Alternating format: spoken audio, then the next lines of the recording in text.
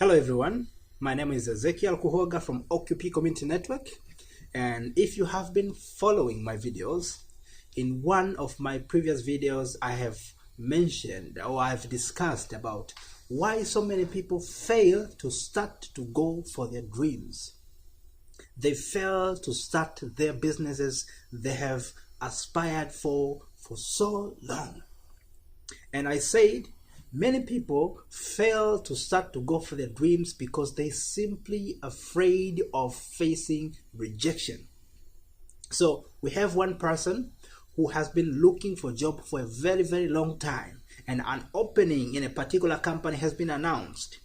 And this person already thinks of himself as undeserving because he's having poor grades, and automatically he thinks that the boss of that company will reject him.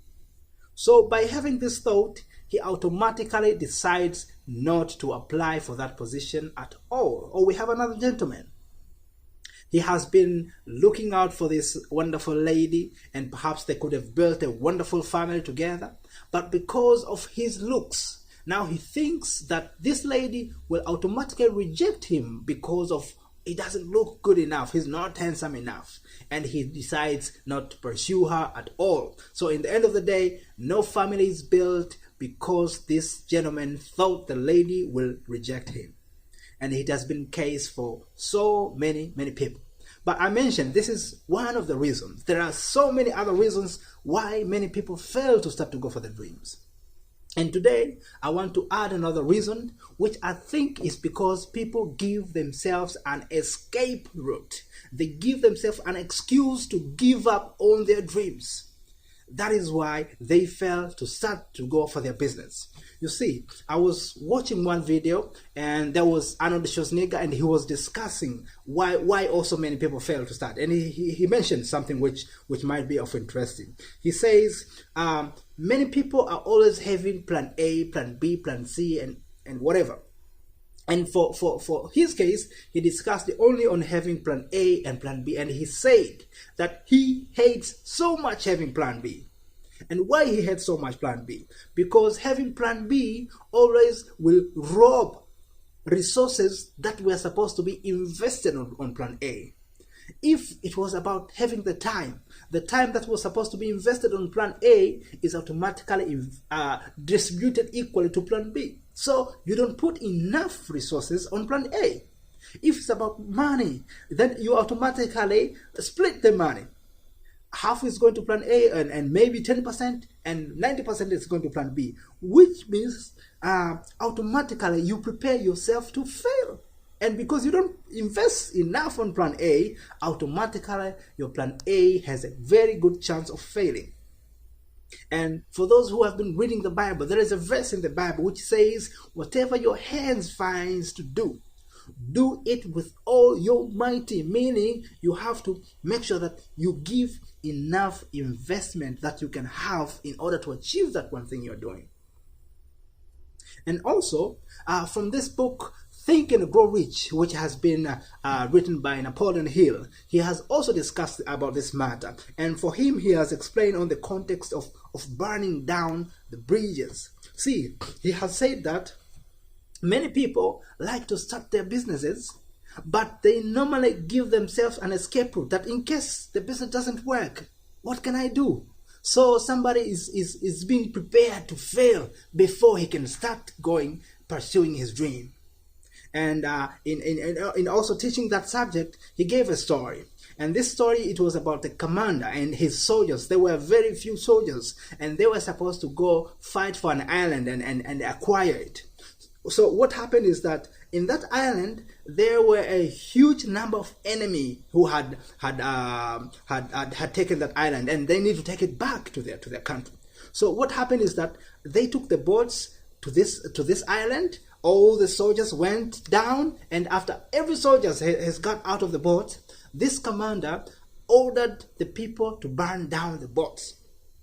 After they've burnt down all the boats, then the commander told the soldiers, guys, I know we are outnumbered, but it's either we die or we fight.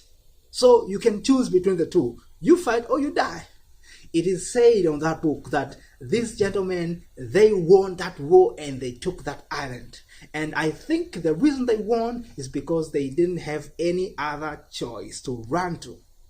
And it's the same case in our lives. But unfortunately, some people, I think they misinterpret the burning bridges options. They think burning the bridges, it simply means not having many other options. Like if you want to open your shop and also you have, let's say, another investment somewhere, then you have your bridges on. No, I don't think it doesn't mean like that. But what I think burning the bridges means, it means that you giving yourself no excuse of giving up on that particular goal or on that particular dream that you want to achieve. For example, if you want to start a business, you know the first and major important role is to make sure that you start to raise the funds, and this could be saving through your finances every day, monthly, that you get. But you see, this someone is already looking for to start a business and he knows the capital is needed, but he doesn't save anything. This is giving yourself an excuse to fail on that project, because the time will reach, you will say you don't have money and you will not do anything. So let's not talk much about that. Today I have prepared for you some 3 solutions which I believe will help you to make sure that you go for your dream by burning down your bridges. So one of them is to make sure that you declare your dream. And declaring your dream, it can start with you. So it should start with you. You have to declare the dream to you that I want to become rich. I want to become a savior of this society. I want to become a problem solution in this community. You have to declare the dream to yourself. But secondly, you have to declare a dream to other people that you can declare. I can take an example, for example, Dr. Martin Luther King. If you have been following him, you can see most of the videos, he would tell you, I have a dream. I have a dream to see a black woman working and having the same privileges and rights as same as the white woman. I have a dream where a black man is having the rights to vote as much as the white man. And I believe declaring those dreams on the media, on the world itself, is also giving him an advantage to be committed, because when you don't get committed, when you want to back down on your dream, you can feel that guilt inside. It's not easy, ladies and gentlemen, to give up on your dream which you have already declared in front of people. And it doesn't matter if they support you or they are against you. But once you declare your dream against those people, ladies and gentlemen, you find a way to force yourself to go for that dream. Number 2, to be around committed people. It is said an apple doesn't always fall far from the tree, but also hang around people who smoke, and soon enough you will start to feel the taste of the smoke. Meaning that you always adapt yourself to your surrounding. If you surround yourself with people who have very poor attitudes, they don't keep commitments, soon enough you will start to behave the same. You'll start to have the habits of those people. So if you want to be a person who always goes for what you have planned to do, you have to find these people and place yourself amongst them. There are many benefits. One of them is having these people on your back. Like when you fail to deliver what you promise, somebody's always to pinch you on the back and say, hey, you said you would do this, why didn't you do this? And I can give you a simple story. For example, my brother is one of the very committed person I've ever known. We have been discussing about exercising for so long, and every day, I mean, it could be after a week or so, he normally reminds me about exercising. I'm honest. To be honest, I'm very lazy now when it comes to exercising. But my brother has been pushing. Every day he calls me, he would ask me, hey, bro, you told me that you will start exercising. Did you start exercising already? And he will start telling me many advantages why I need to exercise. So he has been telling it so many times until now it rings into my head.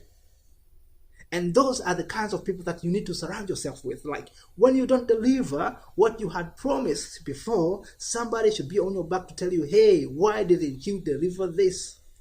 This is one way of making sure that you go for what you have aspired. But another advantage is is you're self-conscious. Like when you have declared something before people and you want to you want to pull back again, you will definitely feel that guilt. So you'll find yourself like having the commitment to achieve whatever you are doing. But the third thing is, it can happen that you share this goal with other people. And when you happen to share a goal with other people, even when you feel weak, then you automatically have that lock which drags you to the goal that you have placed before. So this was solution number 2, be around committed people. But number 3 is make sure that you write your goals. There are many advantages of why you need to write your goals, but I'm going to tell you 3. The first and the most important of all, it is being said that when you write your goals on the paper, you definitely write them on your subconscious mind. And in one of my videos, I've told that over 90% of everything we do, it is being driven by our subconscious mind. Even when you walk, that's why sometimes you can walk from the stairs on the 3rd floor to the ground floor without even knowing how you got there. You can find yourself walking from one part of the town to another part of the town without even noticing, because the subconscious mind is taking place. So when you write, then you write these goals on your subconscious mind, and subconscious mind will find a way to enforce you to go for those dreams. But if you don't write, then your subconscious mind will pick whatever information it can find on the way, and that's why so many people end up in addictions, in pornography, in social media, and whatever, because the subconscious mind pick up everything and makes it an addiction to you, and you find yourself a slave to that habit, and it ruins your life. So writing your goals, it automatically writes them on your subconscious mind. But number 2, it helps you to keep track of your progress. You see, it's easier to judge yourself if you can find a place to analyze, like, okay, I had these plans since last year. What have I done? How did I do it? It's easier to track it if you have written them somewhere. And this can help you to even put more goals, because you can see yourself like achieving other goals. But number 3 advantage why you need to write your goals is because you need somewhere to record it. Many people, they trust their heads. They think that they can remember. But trust me, it doesn't take longer than 5 minutes for any goal to disappear from your mind. It doesn't take longer than that. You will normally get a new idea. This comes, it stays for 5 minutes. The minute the moment somebody else interrupts you, you will not remember the same as you were thinking about it.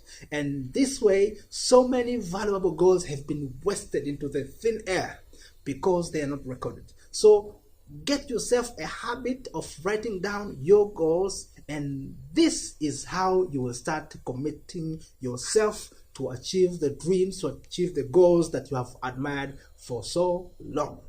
Thank you so much for your time. Thank you so much for listening. And I hope this message has been very, very useful to you. Please help me to like this video, help me to subscribe, but more importantly, help me to share it to someone you think needs this message, so that together we can move forward in achieving our dreams, in achieving our goals, in achieving our plans, without giving ourselves an excuse to back down. Thank you so much, and see you soon. Bye-bye.